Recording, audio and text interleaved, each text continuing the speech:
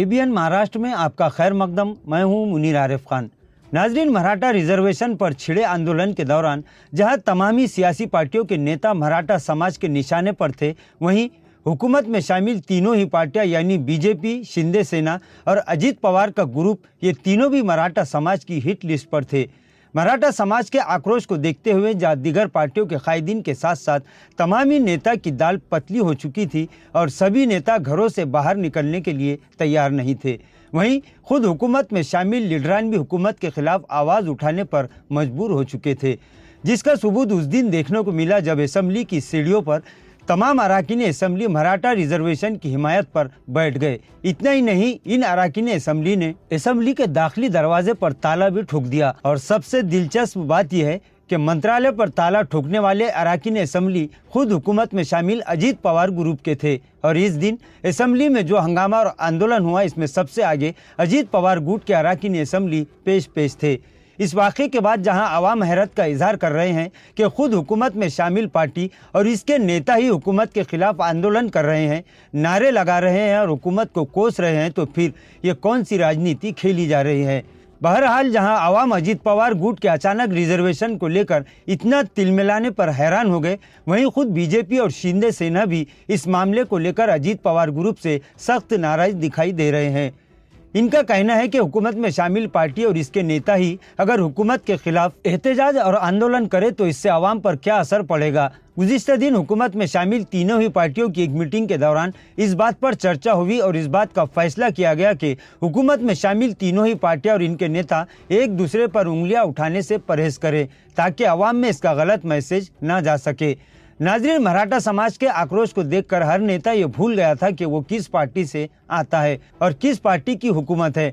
तमामी नेता इतने घबराए हुए थे कि इन्हें कुछ समझ नहीं आ रहा था कि आखिर वो क्या करे, क्योंकि हर कोई इस आंदोलन में शामिल होकर और आगे आगे रहकर मीडिया के जरिए पूरे मराठा समाज को ये दिखलाना चाहता था कि हम भी मराठा रिजर्वेशन के हक में हैं। बहरहाल मराठा समाज और जरांगे पाटिल की भूख हड़ताल खत्म होने के बाद जैसे ही महाराष्ट्र की शिंदे फडणवीस हुकूमत में दोबारा जान पैदा होती दिखाई दे रही है, क्योंकि मराठा आंदोलन के सबब हुकूमत और हुकूमत में शामिल तमामी पार्टियां और उनके कायदीन बैकफुट पर दिखाई दे रहे थे। इधर उद्धव सेना के तर्जुमान और रुकन पार्लियामेंट संजय राउत ने इस मामले पर फिर एक मर्तबा बड़ा बयान दिया है। संजय राउत ने कहा कि मराठा रिजर्वेशन को लेकर बीजेपी, शिंदे सेना के साथ साथ अजीत पवार गुट तीनों ही नौटंकी कर रहे हैं। उन्होंने कहा कि जिस तरह मंत्रालय पर ताला ठोका गया, इसी तरह महाराष्ट्र की गैर कानूनी हुकूमत पर भी ताला लगाने की ज़रूरत है।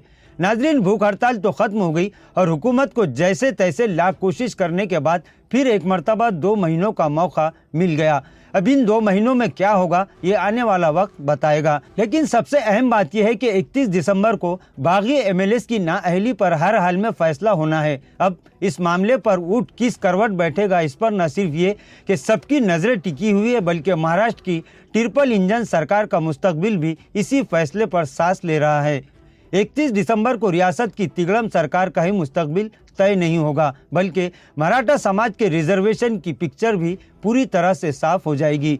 इधर ओबीसी कोटे को लेकर फिर एक मर्तबा अजीत पवार ग्रुप के बड़े नेता और साबिक नायब वजीर आला छगन भुजबल पूरी तरह से एक्शन मूड में आ चुके हैं। छगन भुजबल का कहना है कि वो मराठा रिजर्वेशन के खिलाफ नहीं है, लेकिन ओबीसी का रिजर्वेशन का जो कोटा है, इसमें से किसी हाल में किसी को खुश करने के लिए इस कोटे को कम करने की इजाज़त किसी हाल में नहीं दी जाएगी। अब आगे आगे देखिए कि होता है क्या। नाजरीन, आज के लिए बस इतना ही। कल फिर मुलाकात होगी कुछ नई खबरों के साथ। तब तक के लिए मैं मुनीर आरिफ खान आपसे इजाज़त चाहता हूँ। अल्लाह हाफिज़।